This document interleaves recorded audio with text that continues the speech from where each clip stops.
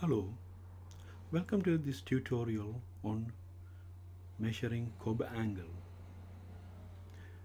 This can sometimes cause confusion, and in this tutorial I will take you through the background to the Kobbe angle and the logic of how you measure it. First of all, let's look at a simple example. Let's imagine that this is an AP X-ray of a spine, and what you are seeing is scoliosis, curvature, at least on this image to the left of you. A way of describing this curvature would be to find this angle, which is the Kobbe's angle. To construct this Kobbe's angle, we draw a line along the superior border of the most placed cranial vertebra and along the inferior border of the most inferiorly displaced vertebra. This forms the Kobbe or Kobbe's angle. This is easy to do when the curvature is marked. These lines converge in your paper or on the screen. What if this curvature is not so marked and your lines are extending beyond the paper? That's what we will see in the next slide. Let's look at this second example. Here the scoliosis is not so marked and these lines are more divergent, and it's easy for these lines to go beyond the paper before they converge for you to measure the Kobbe angle. Is there another way of measuring the Kobbe angle rather than taking them to the convergent point? This is what we will try to attempt in the next slide.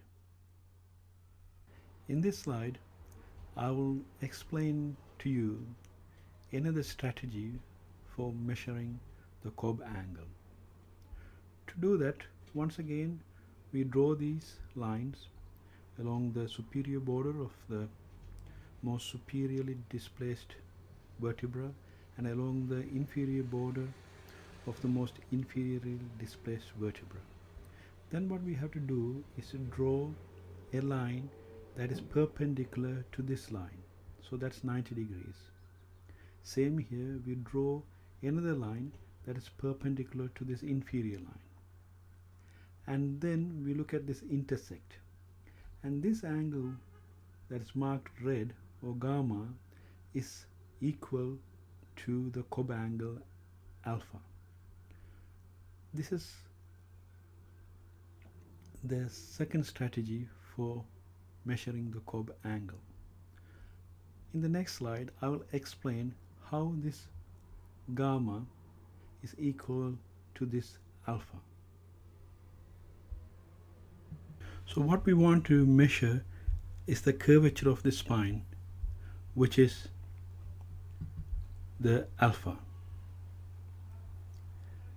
And since we drew these lines, we have created a quadrilateral, and we know the internal angles of the quadrilateral combine to be 360 degrees.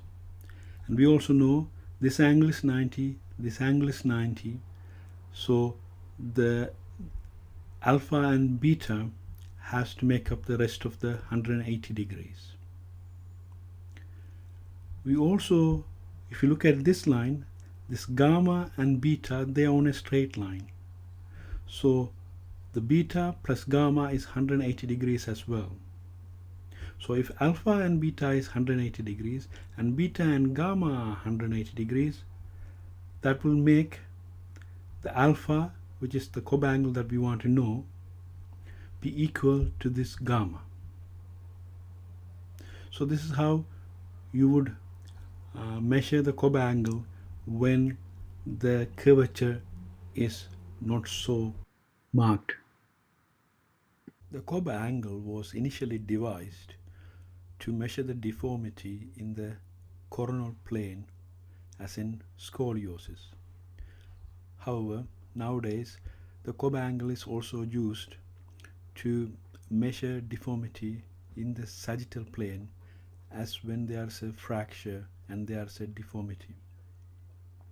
Here the line, the superior line, is drawn along the superior end plate of the vertebra above, and the inferior line is drawn along the inferior end plate of the vertebra below, and then perpendicular lines are drawn to these superior and inferior lines, and this angle that's formed is the Cobb angle that gives you the deformity.